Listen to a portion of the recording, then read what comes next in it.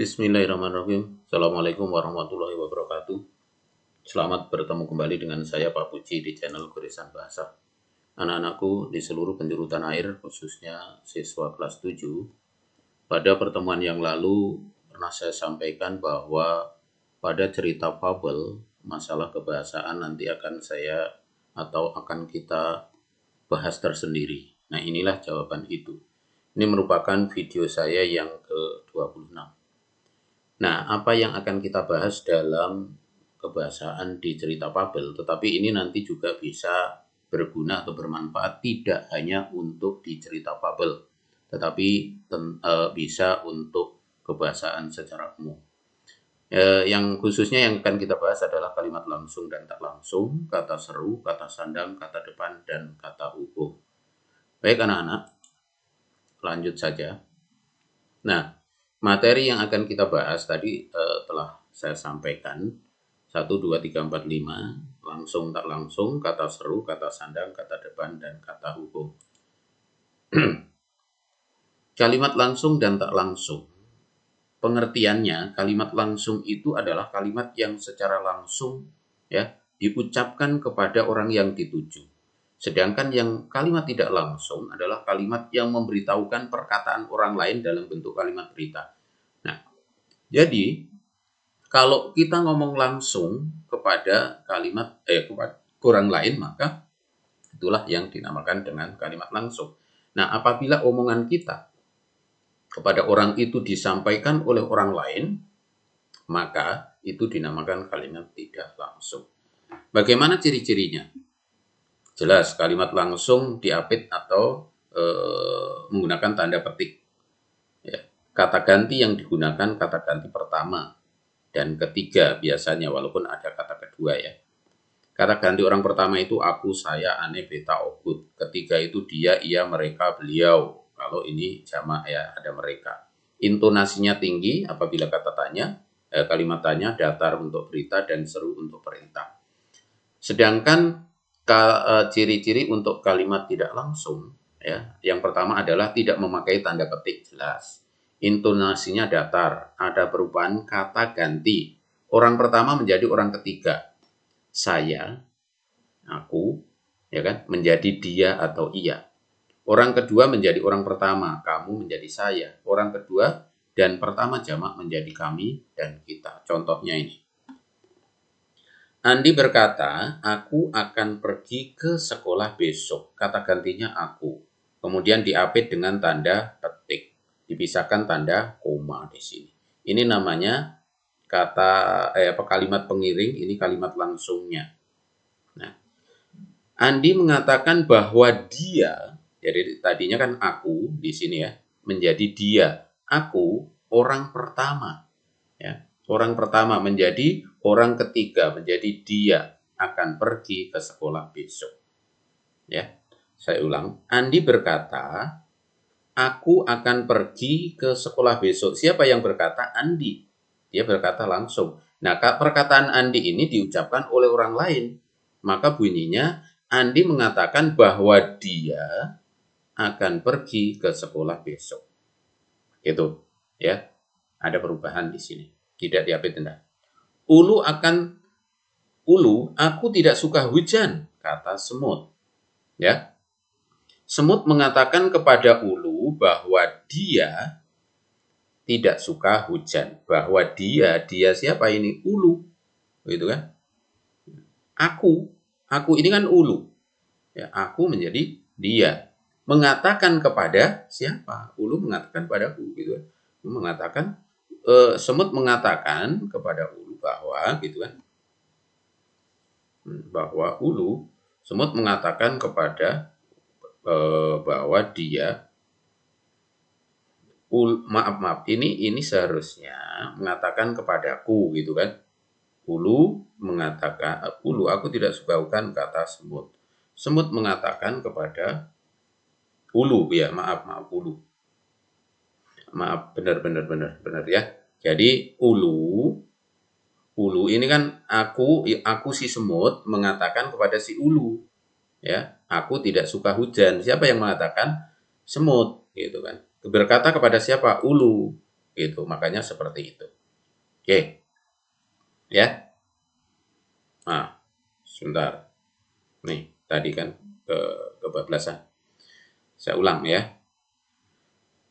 Semut mengatakan kepada ulu bahwa dia tidak suka hujan.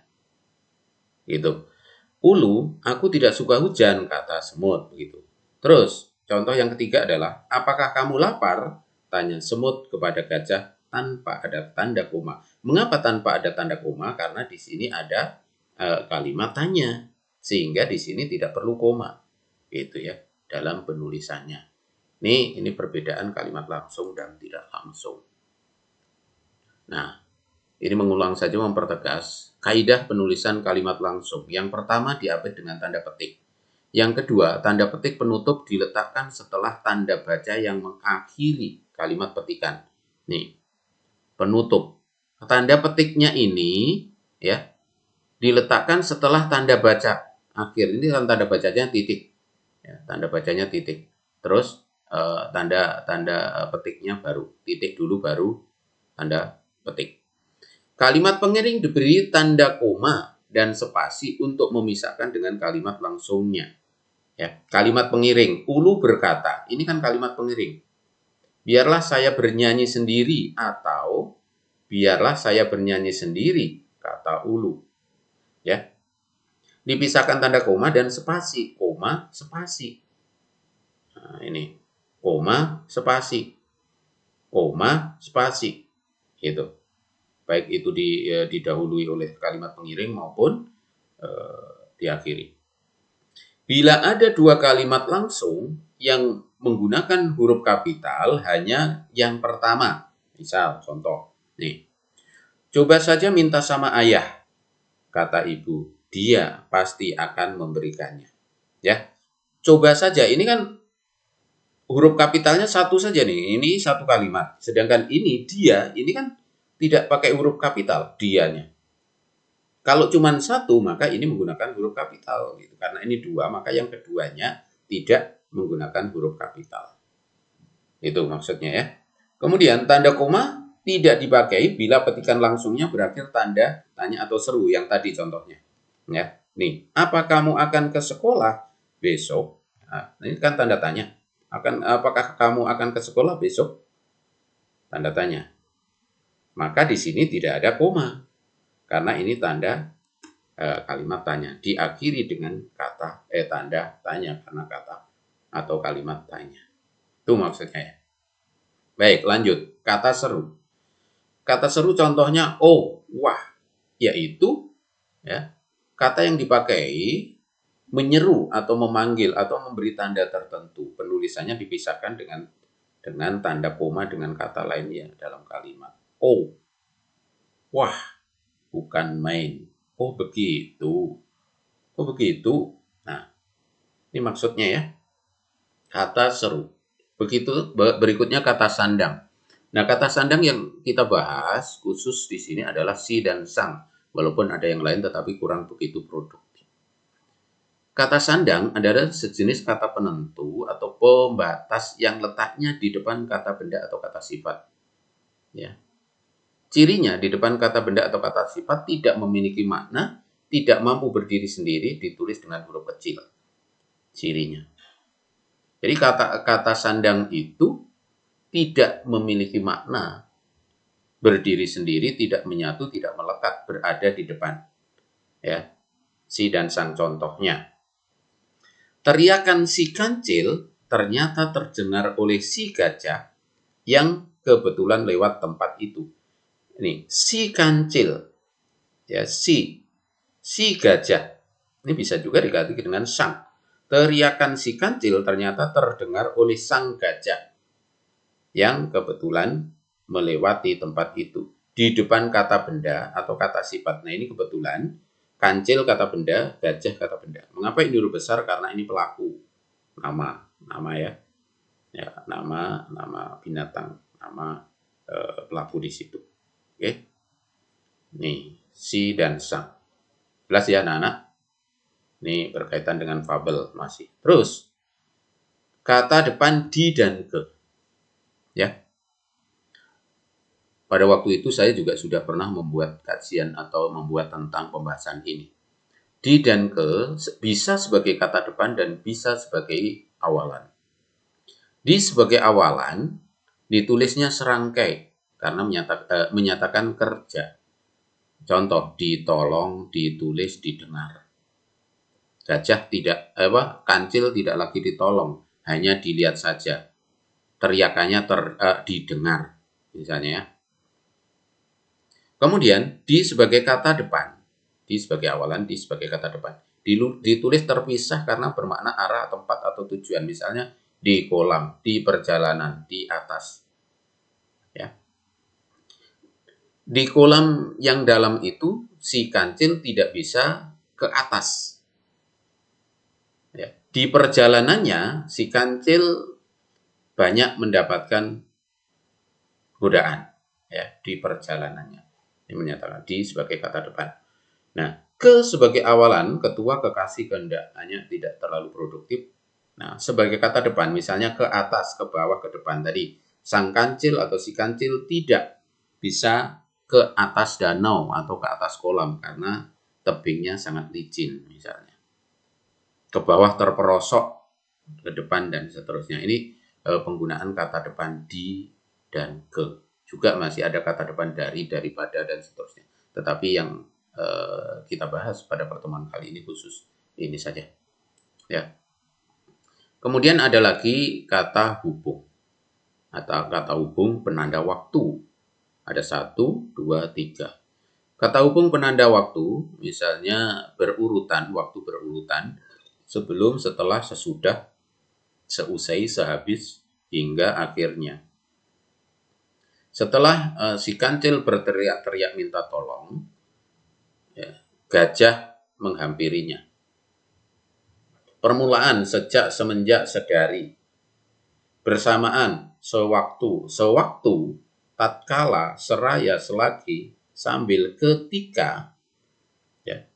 Ketika si gajah kebetulan lewat pinggir danau, sang kancil memanggil-manggilnya, misalnya ya. Tetapi ada juga kata hubung atau konjungsi urutan, tetapi bukan penanda waktu. Nah, konjungsi ini untuk menghubungkan antar klausa dalam kalimat yang penulisannya ada yang didahului tanda koma dan ada yang tidak. Perhatikan. Dengan koma misalnya ya.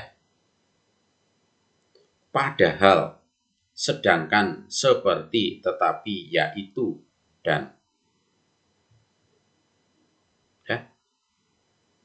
Tetap saja si kancil tidak bisa naik atau tidak bisa ke atas kolam padahal sudah ditolong oleh seorang petani misalnya. Itu ada komanya.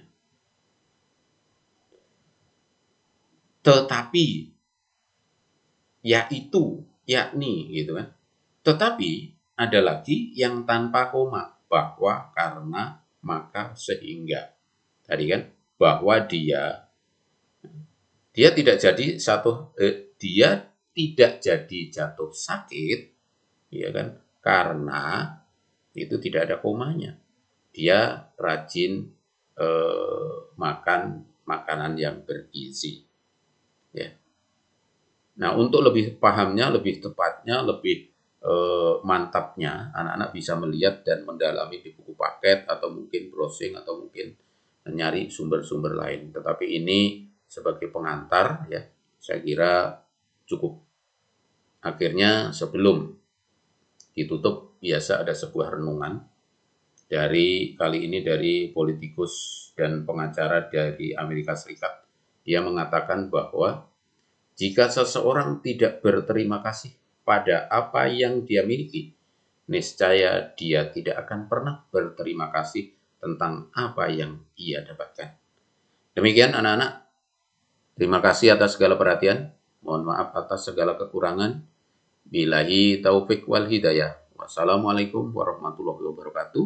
Sampai ketemu di goresan bahasa selanjutnya dan dengan video-video yang menarik. Terima